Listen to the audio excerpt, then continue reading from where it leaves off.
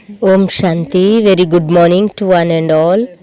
Today we will go through Hindi Murli, that is 24th June 2021.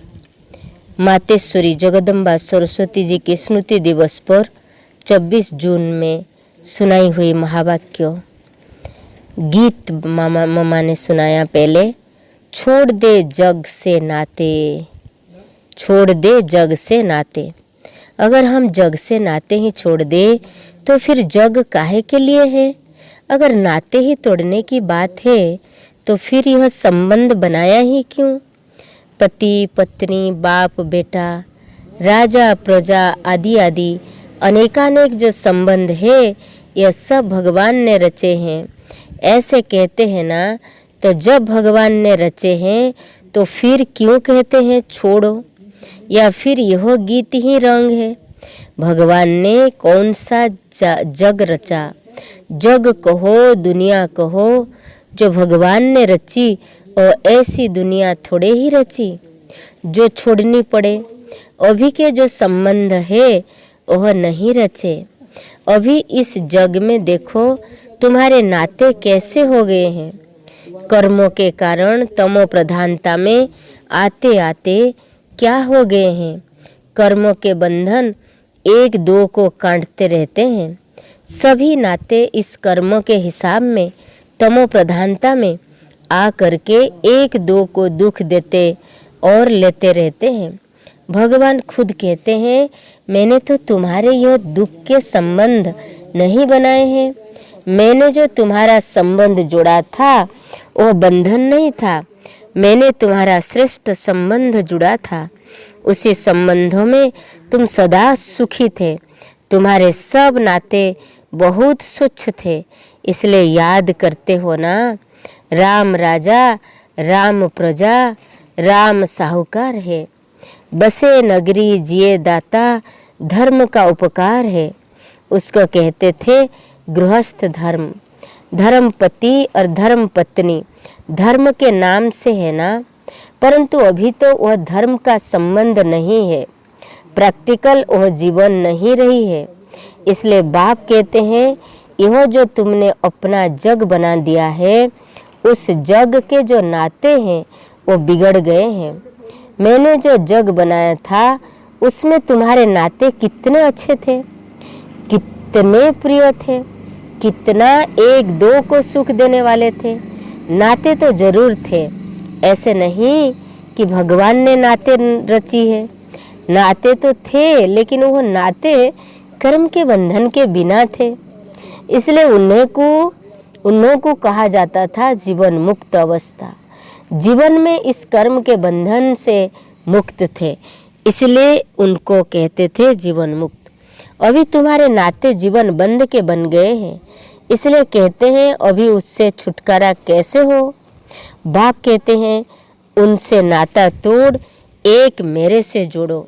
यह एक ही last की जीवन तुम मेरे हवाले करो।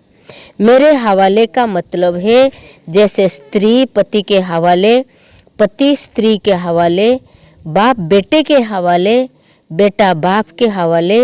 यह तो प्रैक्टिस अच्छी तरह से है ना। मैं कोई तुम्हें नई बात नहीं कहता हूँ या नई बात नहीं सिखाता हूँ। कैसे करे, क्या करे, तुम यह भी प्रश्न पूछ नहीं सकते हो। तुम अपनी जीवन एक दो के प्रति देते आए हो। क्या तुम अपने बच्चों के प्रति अपनी जीवन नहीं दे बैठे हो? अपना तन मन धन जो भी कुछ है तुम उन्हीं के प्रति तो बना के बैठे हो ना। अपना अपना तो करते हो ना, सारी जीवन उन्हीं के प्रति लगा देते हो। तो मैं तुम्हें कोई नई बात थोड़े ही कहता हूँ कि यह सब मेरे हवाले करो। जैसे अभी तक एक दो में करते आए हो, ऐसे अभी कहता हूँ तुम मेरे बनो, फिर मेरा बनकर के उसे ट्रस्टी बन संभालो। तुम भक्ति मार्ग में भी कहते आए हो, भगवान यह सब तेरा है, यह सब तेरा है। बाबा कहते, भगवान भी कहते, परंतु तेरा क्या नहीं, सिर्फ ऐसे कि कहा कि तेरा, तेरा भी मेरा, मेरा भी मेरा, ऐसे ही सब करते हैं कि अभी तेरा भी मेरा, मेरा भी मेरा, लेकिन अब वो ठगी तो नहीं चलेगी ना। तेरा भी मेरा तो मेरा भी मेरा नहीं, अब यह तेरा मेरा खत्म करना पड़ेगा। अभी मैं तेरा तो उसमें सब आ गया, बस मैं तेरा, बाकी ऐसे थोड़े ही है कि उनका भी मेरा, अपना भी मेरा। ऐसी ठगी करने का क्या भाई फायदा, क्योंकि हम ही अपने को ठगेंगे, उस परमात्मा को तो कोई ठग नहीं सकता। पहले कैसे कैसे ठगी करते रहते हैं, लेकिन ठगते ठगते खुद ही दुखी, खुद ही अशांति बने हो, क्योंकि धोखा तो तुम ही खा रहे हो। इसलिए अब बाप कहते हैं वह सब छोड़, देह सहित सब संबंधों से बुद्धि हटा करके अभी मेरे से माने रिश्ता जुड़ो, नाता जुड़ो, फिर अपनापन नहीं रहेगा। अभी तक मेरा मेरा कहते दुखी होते रहते हो, फिर बुद्धि इधर उधर जाती रहती है, कहते हो क्या करूं कैसे करूं। अगर तुम किसी में लटकेंगे तो नतीजा क्या होगा। यह मोह जो है ना, इसके कारण तुम दुखी बन पड़े हो। इसलिए बाप कहते हैं तुम इस जग के नाते तोड़ करके अभी मेरे बनो। तो यह जो तुमने अपने देह के बंधन, जीवन के बंधन बनाए हैं, उनसे निकल करके अभी मेरे बन जाओ। फिर मैं कोई तुम्हारे साथ जन्म जन्म थोड़े ही चलता रहूँगा, नहीं, अभी मेरा तुम्हारे से काम है बस। फिर तो तुम आत्माएं आपस में सदा काल के सुख में चलती चलेंगी। तो तुम्हारे दुख के बंधन काट करके सुख का बंधन बना देता हूँ।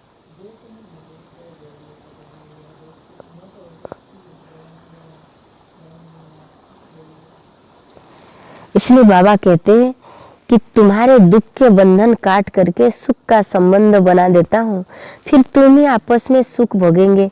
अभी देखो तुम कितने बिगड़ गए हो, इसलिए दुखी होते हो, फिर मैं तुम्हारा बिगड़ा हुआ सुधारता हूँ, फिर तुम ही सुखी रहेंगे। मैं थोड़े ही जन्म जन्म तुम्हारे साथ चलने वाला हूँ, मैं तो सिर्फ तुम्हारी बिगड़ी को संवारने के लिए आता हूँ।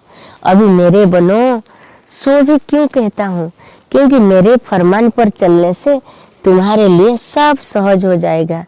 मैं तुम्हें यह सहज युक्ति देता हूँ, तुम प्रैक्टिकल में मेरे हो करके चलो तो यह युक्ति काम में आए।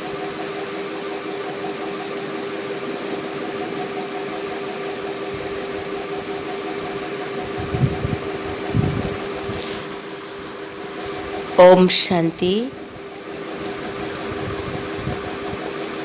आज ये मुरली थी मम्मा द्वारा उच्चारे हुए महावाक्यों, चिंतन मंथन। मम्मा जिनको यज्ञ माता कहते थे, मातेश्वरी कहते थे, जगदम्बा सरस्वती स्वयं ज्ञान की देवी, ज्ञान की बीणा बजाकर सभी के मन को रिझाने वाले, गंभीरता की मूरत, पालना की श्रेष्ठ शिखर पर जाने वाली, विश्व की मातृत्व मातृवत्सला का परिचय देने वाली, ऐसे मीठे प्यारे मम्मा को हम सुनते हुए इस 26 जून तक, 1 जून से लेकर इनकी महिमा, कई बड़ों जो इनकी संस्पर्श में आए हैं, पालना लिए हैं, अपने जीवन को इस ईश्वरीय विश्वविद्यालय में न्यौछावर किए हैं और श्रेष्ठ भाग्य लेने की नसीब खींचे हैं। ऐसे श्रेष्ठ महान आत्माओं से मम्मा के बारे सुनकर दिल भर आती है। सचमुच मन ही मन पूछते हैं, मन में प्रश्न उठता है कि मम्मा सचमुच एक ज्वलंत या चलने वाली एक देवी थी, जिनके अंदर सर्वगुण संपूर्ण रूप में भरपूर था। जैसे सर्वगुण संपन्ना, सुलकला संपन्न, मर्यादा पुरुषोत्तम बनने का हर गुण झलकती थी।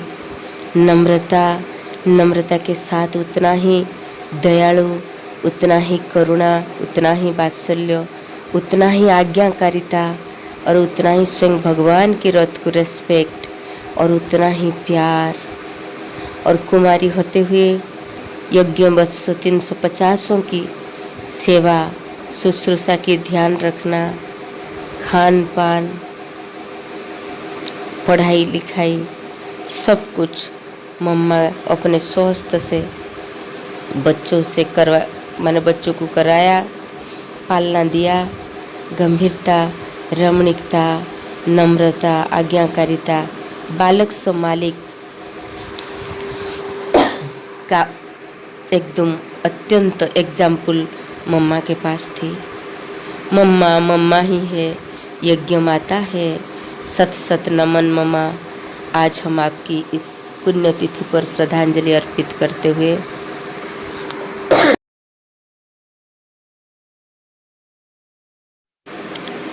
आपकी पद चिन्ह पर चलने के लिए मन प्रयासी है, मन भावुक है। मम्मा उनकी नयन से प्यार के साथ साथ एक ईश्वरीय अलौकिक नशा झलकती थी। कुमारी होकर भी वात्सल्य की धनी, सभी को अपने प्रेम से भरपूर करने वाली, ऐसे दीवानी, ऐसे प्रभु प्रेम की लगन में मगन होने वाली, अपने को एक पुरुषार्थी समझकर रोज रात को 2 बजे से उठकर पुरुषार्थ करने वाली, विश्व आत्माओं के प्रति अंजलि देने वाली, शुभ भावना शुभ कामना की पुष्प सारी विश्व को फैलाने वाली, ऐसे अशरीरपन की काफ़ी गहन अभ्यास करने वाली, अंत समय में जब शरीर छोड़े कैंसर में कि उसकी दर्द भी इनकी मुंह पर, उनकी फेस पर अंश मात्र भी नहीं थी। एक अलौकिक सन्नाटा थी, एक निश्चिंतता की, एक बेफिक्र बादशाह की मुकुट पहनी हुई मम्मा ऐसे लग रही थी जैसे कोई बड़े महाराजा की ये राजकुमारी। किसी चीज़ की फिक्र नहीं है। जो स्वयं परमात्मा की गोद में पलने वाली ऐसे देवियों की वाह क्या फिक्र है। वो तो बेफिक्र बादशाह रहती थी, बेगमपुर की बादशाह रहती थी, बिन कौड़ी बादशाह रहती थी। मम्मा यज्ञ में आई थी बिन कौड़ी, लेकिन हाथ भर कर लक्ष्मी बन कर गई। ओम शांति।